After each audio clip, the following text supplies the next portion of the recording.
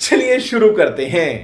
परेशान हो गए हम लोग 2.5 साल से, ये भी परेशान हो गए, हम भी परेशान हो गए, करो फिर। अनुराग भदौरिया जी, जब इंडिया अलायंस का अलायंस किसके बेसिस पर बना है? क्या इसी के बेसिस पर बना है कि हिंदुओं को गाली दो, सनातन को गाली दो, मठाधीश जो होते हैं वो माफिया होते हैं, सनातन को खत्म करो, ये कोड़ होता है, ये डेंगू होता है, और 150 पुलिसकर्मी है तो आश्रम में भेज दो, और बाकी जॉर्ज पुनैया के साथ भारत जोड़ो करो। सवाल उठता है कि सिर्फ हिंदू धर्म टारगेट पर क्यों है अनुराग भदौरिया?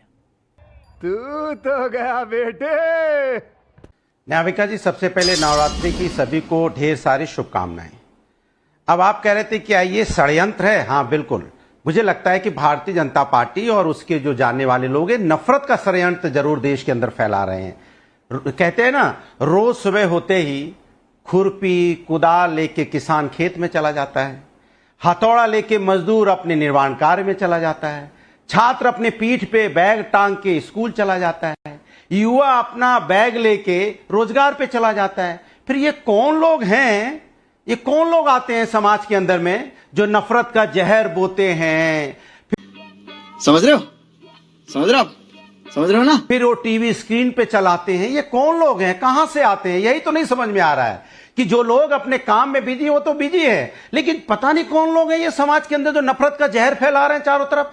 सवाल उठता है कि आपने अभी बोला कि हाई कोर्ट का आदेश, ये देश संविधान और न्यायपालिका से चलता है। अगर न्यायपालिका ने कोई आदेश दिया है तो उस पर कार्रवाई हो रही होगी, जाहिर सी बात है। अगर न्यायपालिका कल सुप्रीम कोर्ट कहेगा ये बंद तो बंद। जैसे बुलडोजर उत्तर प्रदेश के अंदर में चल रहा था, धनाधन बुलडोजर को आपने स्वाभिमान का प्रतीक बना लिया था, सेलिब्रेशन का प्रतीक बना लिया था। बुलडोज कर देंगे, मार देंगे, काट देंगे, बुलडोज कर दिया जाएगा।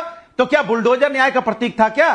शाबाश बेटा, बहुत बढ़िया मुन्ना। बाद में सर्वोच्च न्यायालय ने आदेश दिया, बुलडोजर बंद हुआ। जहां तक आपने मठाधीश की बात बोली, सवाल व्यक्तिगत हो रहा था। आप किसी को कहेंगे, आप व्यक्तिगत हमला करेंगे, क्यों बोलेंगे टोटी चोर है, किसी को बोलेंगे और पलट के आपको जवाब दिया जाएगा कि आप बताइए, हम आपसे पूछना चाहते हैं सीधा सा जवाब, क्या साधु के भेष में रावण नहीं आया था? क्या बोला तूने?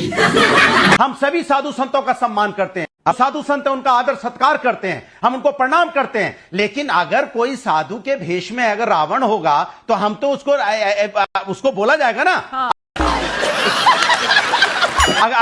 अगर राम रहीम साधु के भेष ही में रावण आता है। शहजाद पूनावाला काउंटर कर रहे हैं। शहजाद पूनावाला, साधु के भेष ये में अगर कोई देखा जाएगा, हाँ देखिए, अब एक महत्वपूर्ण बात की, साधु के भेष में रावण आएगा, लेकिन आप उसका इशू बनाने वाले मुझे लगता है कि इशू ना बनाए। उनकी पूरी बात बुलडोजर पर